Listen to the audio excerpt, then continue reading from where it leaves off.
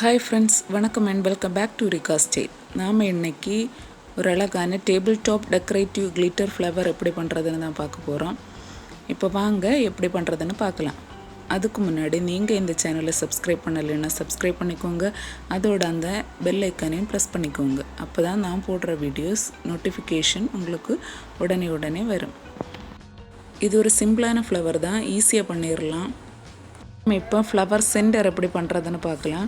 அதுக்காக நான் இன்றைக்கி ஒரு ஸ்மைலி பால் எடுத்திருக்கேன். இந்த பால் வாங்குறதுக்கு எனக்கு 15 ருபீஸ் ஆச்சு. இந்த பாலோட ஸ்மைல் இருக்கும் ஃபேஸை வந்து கீழ்ப்பக்கமாக வச்சுக்கோங்க. வச்சுட்டு அதோட மேல் பக்கம் வந்து க்ளூகன் அப்ளை பண்ணிக்கோங்க. அப்ளை பண்ணிவிட்டு அதில் வந்து தெர்மாக்கோல் பால்ஸை வந்து டிப் பண்ணணும். டிப் பண்ணி எடுத்ததுக்கப்புறமா அந்த கேப் எல்லாம் வந்து ஃபில் பண்ணி விட்டுக்கோங்க. கையில் வந்து க்ளூகன் படாத மாதிரி கொஞ்சம் கேர்ஃபுல்லாக பண்ணிக்கோங்க. இல்லைன்னா க்ளூகன் அப்ளை பண்ணிவிட்டு இந்த மாதிரி ஒரு ஃபார்ம் பால்ஸாக எடுத்து வச்சாலும் ஓகே. எப்படி வேணுமோ அப்படி பண்ணிக்கோங்க. இப்படி நம்ம ஸ்மைலி பாலோட பாதி வரைக்கும் ஃபில் பண்ணணும். தெர்மாக்கோல் பால்ஸோட ரேட் வந்து 8 ருபீஸ் பர் பேக் ஆகும்.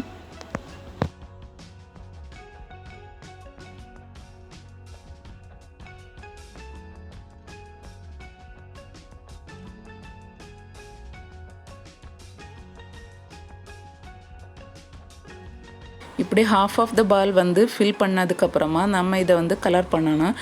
கலர் பண்ணுறதுக்காக நான் இன்றைக்கி lemon yellow colour acrylic paint எடுத்திருக்கேன். அதை வந்து ஒரு ப்ரஷ் வச்சு அதுக்கு மேலே வந்து அப்ளை பண்ணி விட்டுக்கோங்க. ப்ரஷ் யூஸ் பண்ணுறது தான் நல்லது. நம்ம ஸ்மைலி பாலோட சேம் கலர் எடுத்திருக்கிறதுனால அந்த கேப் இருந்தாலுமே தெரியாது, பார்க்க அழகாக இருக்கும்.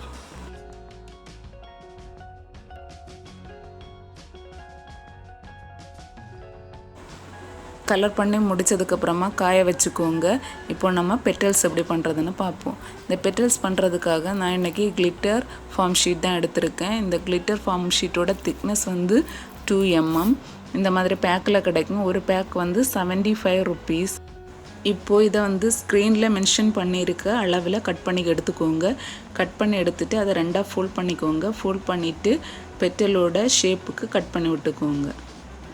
பெட்டலோட கீழ்ப்பக்கம் வந்து இந்த மாதிரி கொஞ்சம் ஃபார்ம் ஷீட்டை கட் பண்ணாமல் விட்டுட்டு மேல் பக்கம் வந்து ஃபுல்லாக கட் பண்ணி எடுத்துக்கோங்க. கட் பண்ணி எடுத்ததுக்கப்புறமா இதை ஹீட் பண்ணி ஷேப் பண்ணணும். அதுக்காக நான் இன்றைக்கி அயன் பாக்ஸ் எடுத்திருக்கேன். அதில் வந்து இப்படி மாற்றி வச்சு அந்த ஷார்ப்பான எட்ஜ் இருக்குல்ல, அதை வந்து நல்லா ஹீட் பண்ணணும். கொஞ்சம் ஹீட் பண்ணதுக்கப்புறமா அந்த எண்டை வந்து இப்படி 2 விரலால் பிடிச்சு இழுத்து விட்டுக்கோங்க. இழுத்து விட்டீங்கன்னா இந்த மாதிரி ஷேப்பில் கிடைக்கும் உங்களுக்கு. இப்போது ஒரு விரலை வச்சு இப்படி சென்டரையும் பிடிச்சி இழுத்து விட்டுக்கோங்க. இப்போது பெட்டல்ஸ் ரெடி ஆகிடுச்சு. இதே மாதிரி 10 பெட்டல்ஸ் பண்ணி எடுத்துக்கோங்க. இனி செப்பல்ஸ் பண்ணுறதுக்காக இதே மாதிரி green colour glitter foam sheet எடுத்திருக்கேன். அதையும் வந்து இப்படி ரெண்டாக ஃபோல்ட் பண்ணிவிட்டு நம்ம பெட்டல்ஸ் எப்படி கட் பண்ணோமோ அதே போல் கட் பண்ணி விட்டுக்கோங்க. கீழ்ப்பக்கம் வந்து கொஞ்சமாக ஃபார்ம் ஷீட்டை விட்டுட்டு மேல் பக்கம் வந்து ஷார்ப்பாக கட் பண்ணிக்கோங்க. வந்து ஹீட் பண்ண வேண்டாம். ஹீட் பண்ணாமல் ஒரு விரலை வச்சு இப்படி இழுத்து விட்டுக்கோங்க. இதே மாதிரி 10 செப்பல்ஸ் பண்ணி எடுத்துக்கோங்க. வந்து ஃப்ளவர் அசம்பிள் பண்ணலாம். ஃப்ளவர் அசம்பிள் பண்ணுறதுக்காக நான் இன்றைக்கி இந்த மாதிரி டியூப் எடுத்திருக்கேன். உங்கள்கிட்ட டியூப் மாதிரி இல்லைன்னா நீங்கள் ஏதாவது ஸ்ட்ராங்கான குச்சி போல் மாதிரி எடுத்துக்கிட்டாலும் ஓகே. இப்போது ஸ்மைலி பாலோட ஃபேஸ் இருக்க பக்கத்தில் வந்து ஒரு குச்சி இல்லைன்னா டியூப் வச்சு ஒரு டைம் குத்தி விட்டுக்கோங்க. அப்போது ஹோல் விழுந்துடும். அது விழுந்ததுக்கப்புறமா இந்த மாதிரி டியூப்பில் வந்து க்ளூகன் அப்ளை பண்ணிவிட்டு அதை ஸ்ட்ராங்காக ஸ்டிக் பண்ணி எடுத்துக்கோங்க. இப்போது பெட்டல்ஸ் வந்து இதை சுற்றி நம்ம ஸ்டிக் பண்ணி எடுக்கணும். இப்போது பெட்டல் எடுத்துகிட்டு அதோட கிளிட்டர் இருக்கிற பக்கத்தில் வந்து க்ளூகன் அப்ளை பண்ணிவிட்டு அதை வந்து இப்படி ஸ்டிக் பண்ணி விட்டுக்கோங்க. ஸ்டிக் பண்ணி விட்டதுக்கப்புறமா ஒரு 2 செகண்ட்ஸ் வந்து அதை ப்ரெஸ் பண்ணி பிடிச்சிருக்கணும். அப்போ தான் அது ஸ்ட்ராங்காக ஸ்டிக் ஆகும். இந்த மாதிரி ஃபஸ்ட்டு 5 பெட்டல்ஸை வந்து அதை சுற்றி ஸ்டிக் பண்ணி எடுத்துக்கோங்க.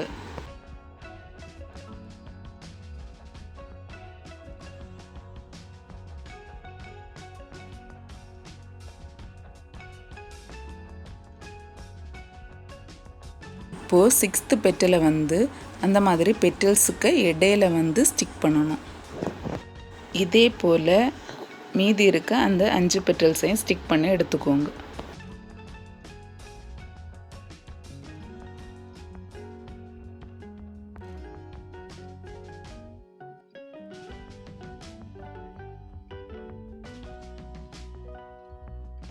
இப்போது ஃப்ளவர் ஸ்டிக் பண்ணியாச்சு. இனி வந்து செப்பல் ஸ்டிக் பண்ணணும். இப்போது செப்பல்ஸ் எடுத்துகிட்டு அதோட கிளிட்டர் இல்லாத பக்கமாக பார்த்து க்ளூகன் அப்ளை பண்ணிக்கோங்க. அப்ளை பண்ணிவிட்டு அந்த செப்பல்ஸை வந்து இப்படி சுற்றி ஃபஸ்ட்டு 5 செப்பல்ஸை ஸ்டிக் பண்ணிக்கோங்க. இப்போது மீதி இருக்க செப்பல்ஸை வந்து இந்த 2 செப்பல்ஸோட இடையில வந்து இந்த மாதிரி ஸ்டிக் பண்ணி எடுத்துக்கோங்க. இப்போது செப்பல்ஸும் ஸ்டிக் பண்ணியாச்சு. ஸ்டிக் பண்ணி முடித்ததுக்கப்புறமா ஒரு 6 சென்டிமீட்டர் போல் டியூப் மட்டும் வச்சுட்டு மீதி இருக்க டியூப்பை வந்து கட் பண்ணி எடுத்துக்கோங்க. இனி லீஃப் பண்ணணும். லீஃப் பண்ணுறதுக்காக நான் இந்த சைஸில் வந்து கிளிட்டர் ஃபார்ம் ஷீட்டு கட் பண்ணி எடுத்திருக்கேன். அதையும் இப்படி 2ஆக ஃபோல்ட் பண்ணிவிட்டு இந்த மாதிரி பெரிய பெரிய வி ஷேப்பில் வந்து கட் பண்ணி எடுத்துக்கோங்க.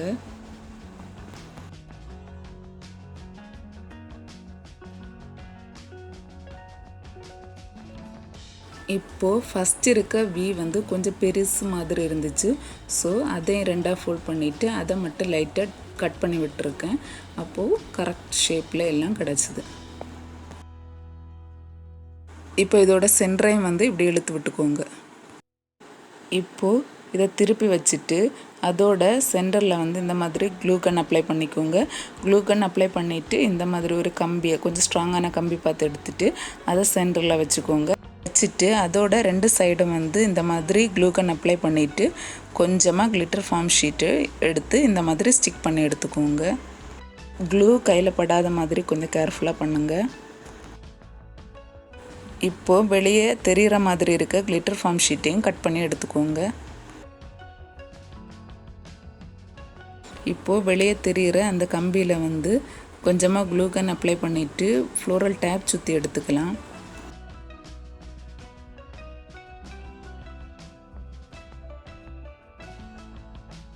சுற்றி எடுத்ததுக்கப்புறமா இந்த மாதிரி லைட்டாக பெண்ட் பண்ணி விட்டுக்கோங்க.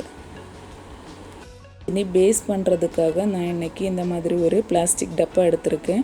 இந்த டப்பா இல்லைன்னா உங்கள்கிட்ட தொட்டி மாதிரி ஏதாச்சும் இருந்தாலும் எடுத்துக்கோங்க. எடுத்துட்டு அதில் வந்து 3:1 ரேஷியோவில் மிக்ஸ் பண்ண மணல் ப்ளஸ் சிமெண்ட் மிக்சரை வந்து அதுக்குள்ளாடி போட்டு நிரப்புங்க.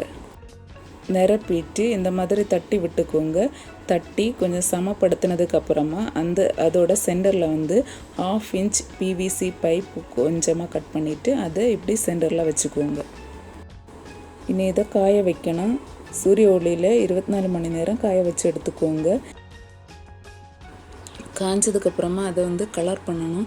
நான் இன்றைக்கி அதுக்காக க்ரீன் கலர் நிப்பான் பெயிண்ட் எடுத்திருக்கேன். உங்கள்கிட்ட அக்ரிலிக் கலர் இருந்தால் அதையும் யூஸ் பண்ணிக்கோங்க. யூஸ் பண்ணிவிட்டு இந்த மாதிரி அதோட மேல் பக்கத்தை கலர் பண்ணி விட்டுக்கோங்க.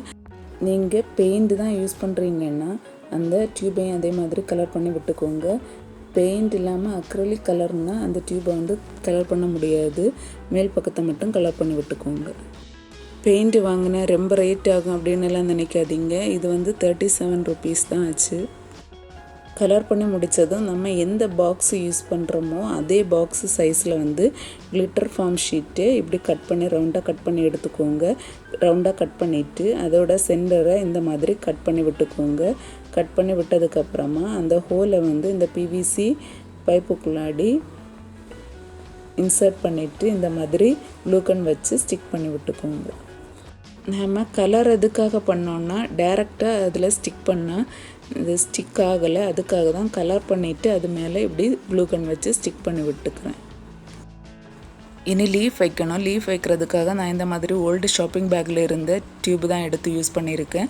இந்த டியூப்பை ஃபஸ்ட்டு எடுத்துகிட்டு லைட்டாக கேஸில் காமிச்சு இப்படி லைட்டாக பெண்ட் பண்ணி எடுத்துக்கோங்க. பெண்ட் பண்ணி எடுத்ததுக்கப்புறமா அதை சுற்றி ஃப்ளோரல் டேப் சுற்றி எடுத்துக்கோங்க.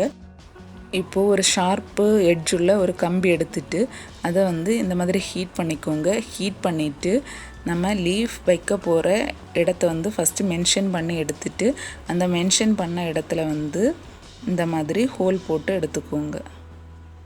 நான் இன்றைக்கி அந்த டியூபோட சென்டரில் தான் கொஞ்சம் மேலேயும் கிளம்ப பார்த்து அந்த ஹோல் போட்டு எடுத்திருக்கேன். இப்போது அந்த ஹோலில் வந்து இந்த மாதிரி லீஃப் எடுத்து வச்சுக்கோங்க. இப்போது எல்லாமே ரெடியாக இருக்குது. இனி அரேஞ்ச் பண்ண வேண்டியதான். ஃபஸ்ட்டு பேஸ் எடுத்து வச்சுக்கோங்க. வச்சுட்டு அந்த லீஃப் அடுத்து ஃப்ளவர் இப்படி அரேஞ்ச் பண்ணிக்கோங்க. நாம் எதுக்காக இப்படி தனித்தனியாக பண்ணுறோன்னா நம்ம எங்கேயாச்சும் எடுத்துகிட்டு போனோன்னா இது ஈஸியாக இருக்கும் உங்களுக்கு. அது மட்டும் இல்லை, நீங்கள் யூஸ் பண்ணாத டைமில் வந்து இதை எல்லாம் தனித்தனியாக எடுத்து வச்சுட்டு நீங்கள் ஈஸியாக பாக்ஸில் ஏதாவது போட்டு ஸ்டோர் பண்ணி வச்சுக்கலாம். அதுக்காக தான். இப்போது இதை உங்கள் வீட்டில் இருக்க டேபிள் மேலே வச்சு இன்னும் வீட்டை அழகாக்குங்க. இந்த வீடியோ பொறுமையாக பார்த்தவங்க எல்லாருக்குமே நன்றி. இன்னும் அடுத்த ஒரு வீடியோவில் உங்களை வந்து சந்திக்கிறேன். அது வரைக்கும் பாய்.